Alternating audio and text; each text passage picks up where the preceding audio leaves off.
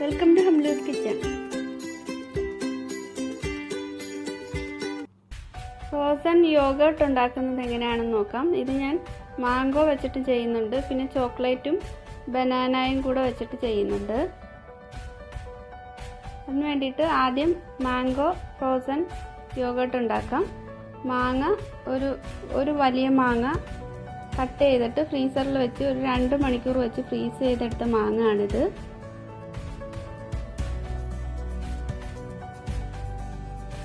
ഇനി ഇതിലേക്ക് വേണ്ടിയിട്ട് യോഗർട്ട് വേണം.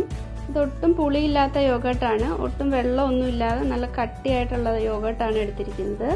ഇതിന് പകരം വീട്ടിലുണ്ടാക്കുന്ന തൈര് വെള്ളമൊന്നും ഇല്ലാതെ ഒരു തുണിയിലൂടെ അരിച്ചിട്ട് എടുത്താലും മതി. പിന്നെ തേൻ വേണം, ഒരു നാരങ്ങ വേണം. ഇതിലേക്ക് തേൻ ഒരു 3 ടേബിൾ സ്പൂൺ ചേർക്കുന്നുണ്ട്. ഈ മാങ്ങ ഒരു മിക്സിയുടെ ജാറിലേക്ക് ഇട്ട് കൊടുക്കാം.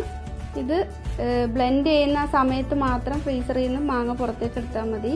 നല്ല ഫ്രീസ് ചെയ്തിരിക്കുന്ന തന്നെ വേണം ഇത് ബ്ലെൻഡ് ചെയ്തെടുക്കാൻ, അല്ലെങ്കിൽ ഇത് നല്ല ലൂസായി പോകും. ഇതിലേക്ക് ഇനി നാരങ്ങ നീര് ചേർത്ത് കൊടുക്കാം. ഇനി ഇതിലേക്ക് യോഗർട്ട് ചേർത്ത് കൊടുക്കാം.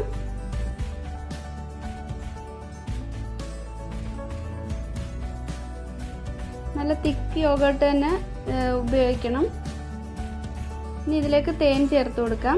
ഇതിലേക്ക് പഞ്ചസാര ഒന്നും ഉപയോഗിക്കുന്നില്ല.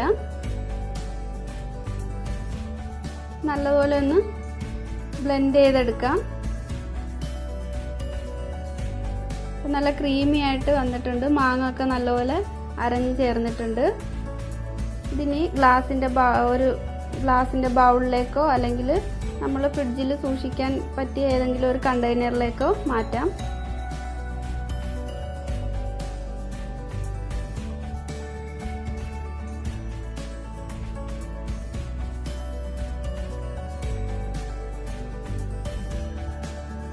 ഇത് റെഡി ആയിട്ടുണ്ട്. പഴം ഫ്രീസറിൽ വെച്ചിട്ട് ഫ്രീസ് ചെയ്തെടുത്തിട്ടുണ്ട്. ഇത് 2 പഴമാണ് ഞാൻ എടുത്തിരിക്കുന്നത്. ഇനി ഇതിലേക്ക് യോഗർട്ട് വേണം, ഒരു 1/2 കപ്പ്. പിന്നെ ക്രീം ചീസ് എടുത്തിട്ടുണ്ട്, ഒരു 2 ടേബിൾ സ്പൂൺ. ഇത് ഒഴിവാക്കാവുന്നതാണ്, വേണമെങ്കിൽ ചേർത്താൽ മതി. ഒരു 3 ടേബിൾ സ്പൂൺ തേൻ വേണം. പിന്നെ കൊക്കോ പൗഡർ എടുത്തിട്ടുണ്ട്, ഒരു 2 ടേബിൾ സ്പൂൺ കൊക്കോ പൗഡറും വേണം. മിക്സിയുടെ ജാറിലേക്ക് ഈ ഫ്രോസൺ ബനാന ചേർത്ത് കൊടുക്കാം.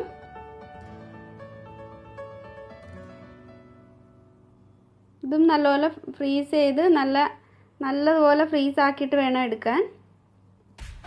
ഇനി ഇതിലേക്ക് യോഗർട്ട് ചേർത്ത് കൊടുക്കാം. ഇനി 2 ടേബിൾ സ്പൂൺ ക്രീം ചീസും ഇതിലേക്ക് ചേർത്ത് കൊടുക്കാം. മധുരം കൂടുതൽ വേണമെന്നുണ്ടെങ്കിൽ കണ്ടൻസ്ഡ് മിൽക്ക് യൂസ് ചെയ്താൽ മതി.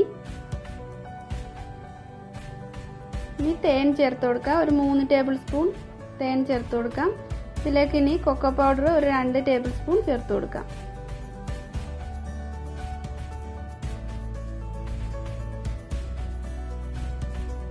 ഇനി ഇത് നല്ലതുപോലെ ഒന്ന് ബ്ലെൻഡ് ചെയ്തെടുക്കാം.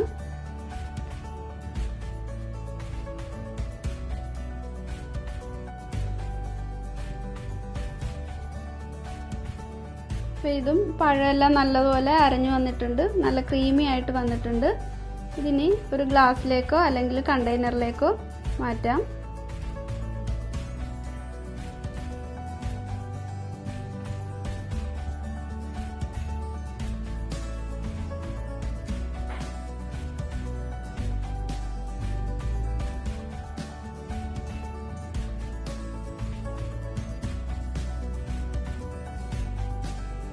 ഇതും റെഡി ആയിട്ടുണ്ട്. ഇത് ഇങ്ങനെ തന്നെ കഴിക്കാനും നല്ല ടേസ്റ്റാണ്. ഇല്ലെങ്കിൽ ഫ്രീസറിൽ വെച്ച് ഒരു 4 മണിക്കൂർ ഫ്രീസ് ചെയ്തിട്ട് എടുത്തിട്ട് സ്കൂപ്പ് ചെയ്ത് സെർവ് ചെയ്താലും മതി. ബാക്കിയുള്ളത് ഞാൻ 2 കണ്ടെയ്നറിലാക്കിയിട്ടുണ്ട്.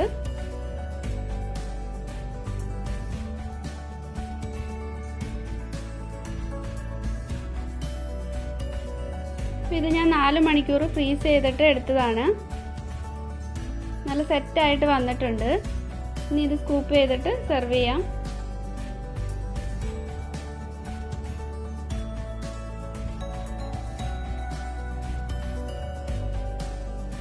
നല്ല ക്രീമി ആയിട്ടുള്ള ഫ്രോസൺ യോഗേർട്ടാണിത്.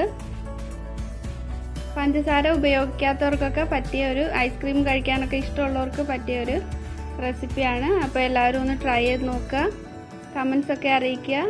ഈ വീഡിയോ ഇഷ്ടമായെങ്കിൽ ലൈക്ക് ചെയ്യാൻ മറക്കരുത്.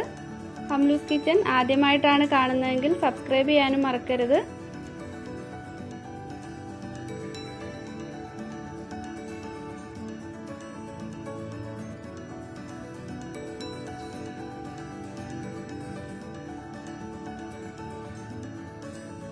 Thank you.